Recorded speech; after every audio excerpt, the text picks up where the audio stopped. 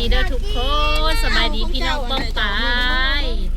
มื้อนี้เฮาสิพากันไปใส่น้อง สิพากันไปใส่โรงเรียนบ่สู่ ไปโรงเรียนเลย จังโมงเดี๋ยวนี้ แต่ลูกเขาแล้วบ่ไปโรงเรียน พากันมาเบิดเลยทุก มัน ท่า ไม่ น ได้มีคนไป เต็มรถอันเนี้ยน้อง โรง ใหม่ เรียนหองใหญ่กับเขา น้องดาวว่าบ่ไปซื้ออีบุญมันแพงเพิ่นว่าพี่น้อง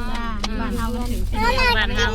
น่ะ โอ้ยหลอดผัดน้อยปื้อเอ้ย แล้วสาว สิแล้ว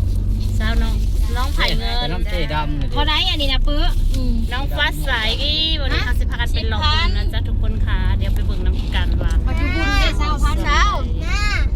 โอ้ลื่นกันตั้ง10,000พุ่นเนาะ ลูกก็บอกเขาก็บ่เอาเศร้าก็สิ บ้านข่อยก็ยัง10บ่ดาวเอาเครื่องจงเป็นเครื่องน้องดาว น้ำแทน้ำแดงแม่นั่นองุ่น เอ้ยบุญแข่งเรือบ้านหัวหาพี่น้องบ่ไก่ดอกเมืองใส่บุญทองเฮานี่เองโอ้ ทางในหนุ่มก็มีแต่เป็นยังเป็นบ่มา คนเกษตรก็ขาดในมาแล้วก็เลยพอได้ร้องให้ซักซ่าเสียเวลาได้เปล่าอังคณะกรรมการเนาะ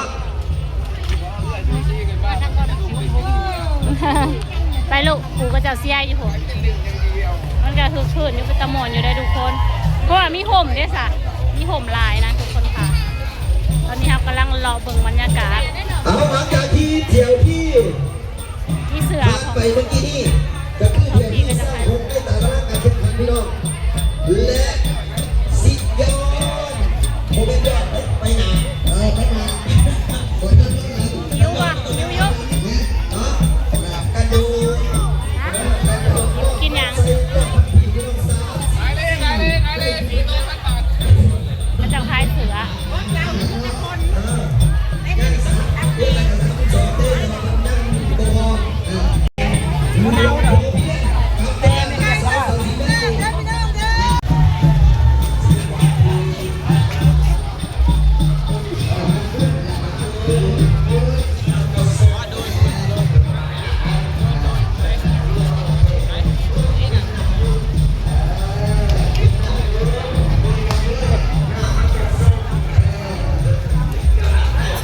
ลองผมดู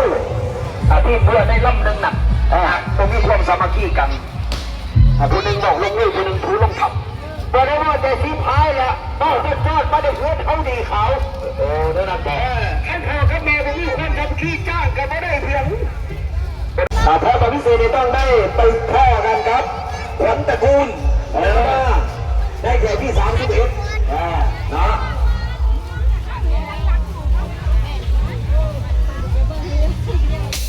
เวลา32เทพทัพไซถูกนำโรงเรียนเด็ก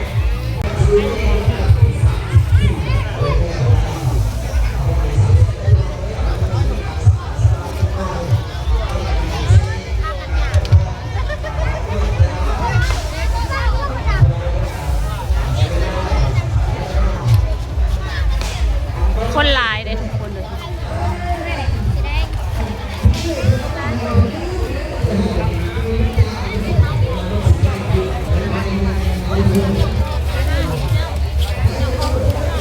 แม่นแล้วเจ้าเพศจะได้ปะยังได้เสือสมบูรณ์ลูกไม่ท้องแท้เนาะแม่จะกินยังซื้อยังเขากินนะเฮ้ยซื้อฮอทดอกชีสแล้วผมมีนักกินได้ขนม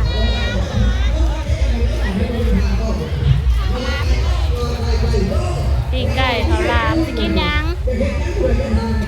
ประเภทยาข้าวราม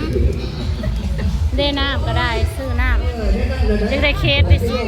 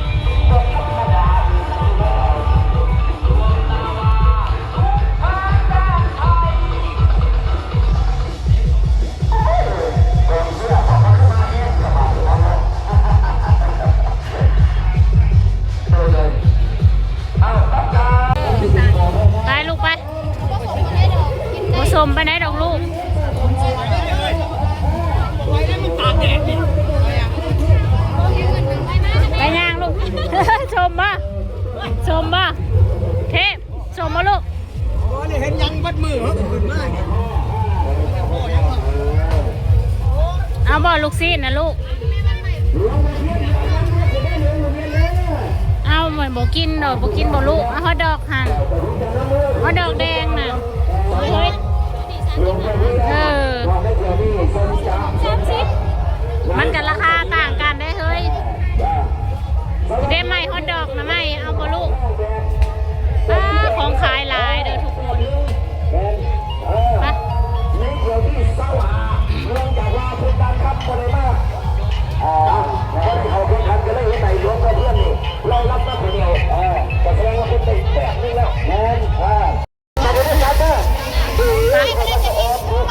มันไม่บ่ซื้อฮอทดอกวะ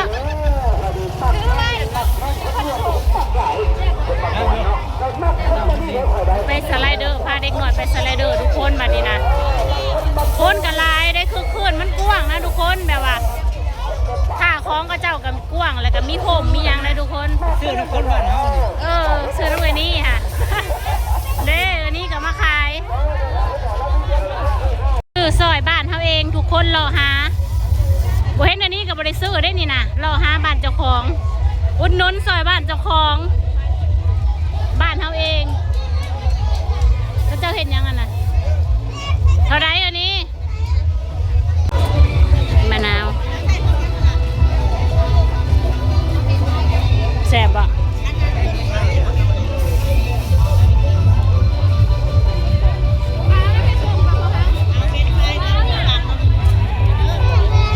มะนาวกินยังมะนาวกินสตรอเบอรี่ธรรมดาเด้อก็จะไปขึ้นสไลเดอร์นะเด็กๆนะทุกคนเลยมาพอสไลเดอร์แหละไม่แสนคือการเบิร์ดเงินหน่อยนะ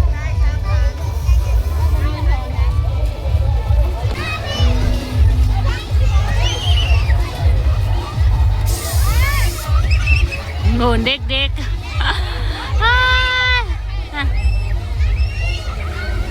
พูด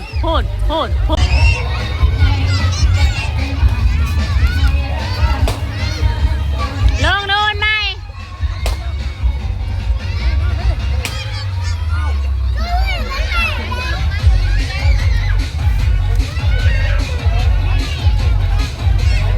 ซื้อแนวกินปะลูกอย่าคือพ้นสิมาเนี่ยเอาหิวหน้าอีกแล้วมีแต่ส่งเลยส่งสีดำแต่ก็เป็นตาซื้ออยู่ได้เนาะตัวเท่าไรนางส่งแล้วตัวเท่าไรพอซื้อเอาใส่ปานี้ได้สะอ้าวยังไม่ได้ออกมาจะบอก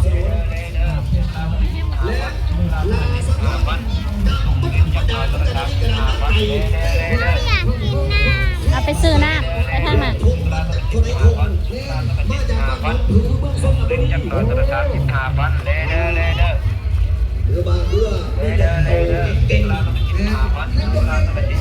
ทงเท่าไรนี่นะแซ่บได้ขนมมาเนี่ยทงเท่าไร4,000แซ่บได้ขนมแม่บอกขนมนะลูกว้าว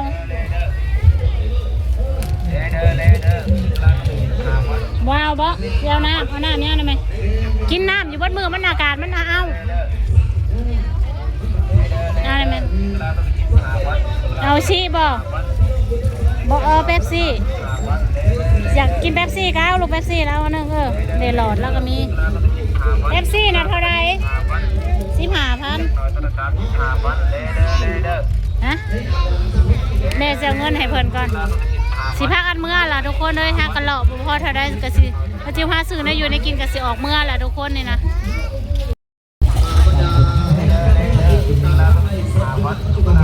แข่งแล้วเลยเฮือหนะพี่น้องเดี๋ยวว่าเช้าจิ้วโอ้โหเฮืออะไรชนะมาได้บอกว่าเฮือจะพักอันหลอก